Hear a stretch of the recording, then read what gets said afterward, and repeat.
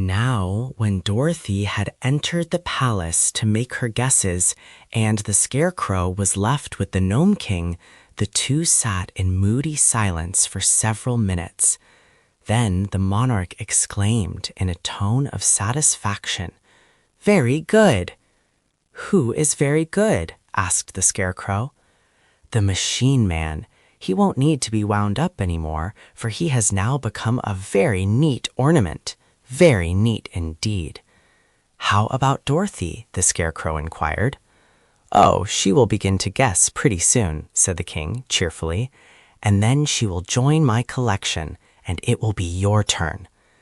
The good Scarecrow was much distressed by the thought that his little friend was about to suffer the fate of Ozma and the rest of their party. But while he sat in gloomy reverie, a shrill voice suddenly cried, "Cut, cut, cut, cut it ow, cut! Cut, cut, cut, cut it ow, cut!" The Nome King nearly jumped off his seat, he was so startled. "Good gracious, what's that?" he yelled. "Why, it's Billina," said the Scarecrow. "What do you mean by making a noise like that?" shouted the king angrily, as the yellow hen came from under the throne and strutted proudly about the room. "I've got a right to cackle, I guess," replied Billina. "I've just laid my egg." "What? Laid an egg in my throne room? How dare you do such a thing?" asked the king in a voice of fury. "I lay eggs wherever I happen to be," said the hen, ruffling her feathers and then shaking them into place. "But thunderation, don't you know that eggs are poison?" roared the king, while his rock-colored eyes stuck out in great terror. "Poison? Well, I declare," said Billina indignantly. "I'll have you know all my eggs are warranted, strictly fresh and up to date. Poison indeed." "You don't understand," retorted the little monarch nervously. "Eggs belong only to the outside world, to the world on the earth's surface where you came from. Here, in my underground kingdom, they are rank poison, as I said, and we gnomes can't bear them around." "Well, you'll have to bear this one around," declared Billina, "for I've laid it." "Where?" asked the king. "Under your throne," said the hen. The king jumped 3 feet into the air, so anxious was he to get away from the throne. Take it away at once," he shouted. "I can't," said Billina. "I haven't any hands." "I'll take the egg," said the Scarecrow. "I'm making a collection of Billina's eggs. There's one in my pocket now that she laid yesterday."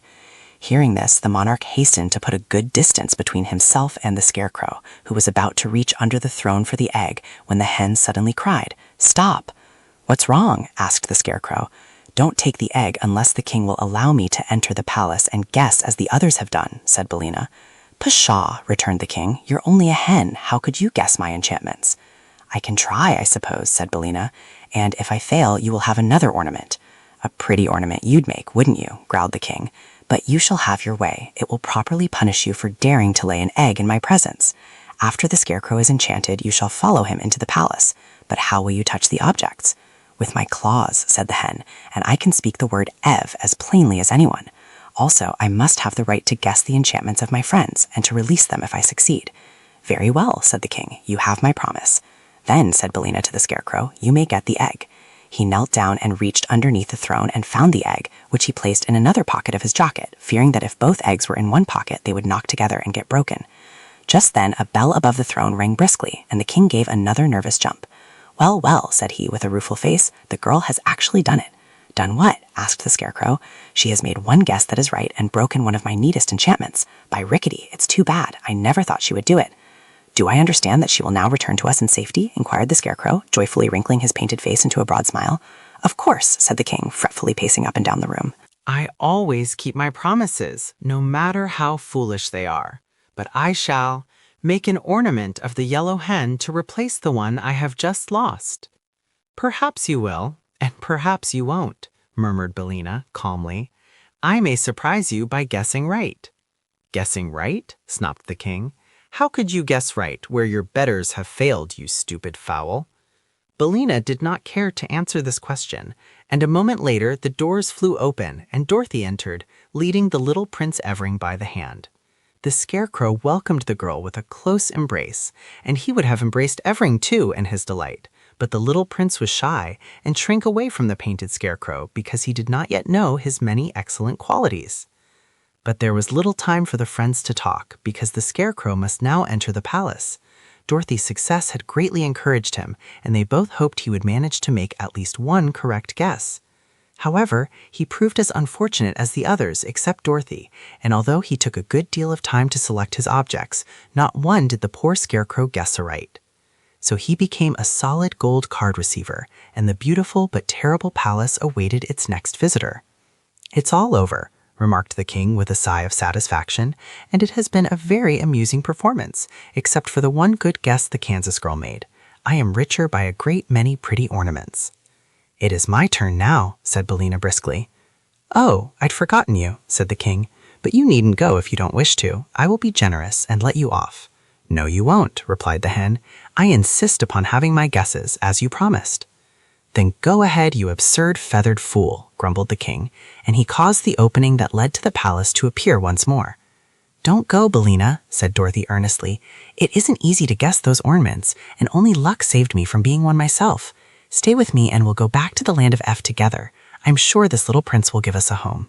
"Indeed I will," said Evering with much dignity. "Don't worry, my dear," cried Billina with a cluck that was meant for a laugh. "I may not be human, but I'm no fool if I am a chicken." "Oh, Billina," said Dorothy, "you haven't been a chicken in a long time, not since you've been grown up."